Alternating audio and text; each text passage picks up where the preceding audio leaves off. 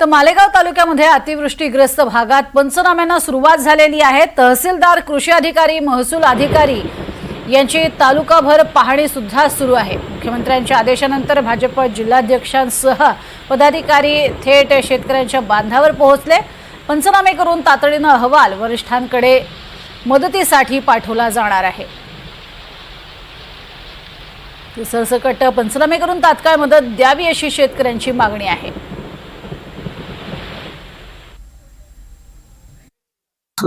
परवाचा जो पाऊस झाला, अवकाळी पाऊस, आपल्या अतिवृष्टीमुळे शेतकऱ्यांचं अतोनात नुकसान झालेले आहे। त्याच्यामुळे मुख्यमंत्री साहेब असतील किंवा महायुतीतील सर्व नेते मंडळी जेवढे असतील मंत्रिमंडळ सगळ्यांना आदेश दिलेले की आपण शेतकऱ्याच्या बांधावर जाऊन त्या ठिकाणी शेतांची पाहणी करावी आणि शेतकऱ्याला भरीव मदत करावी, अशा पद्धतीने त्यांनी आश्वासन दिलेले।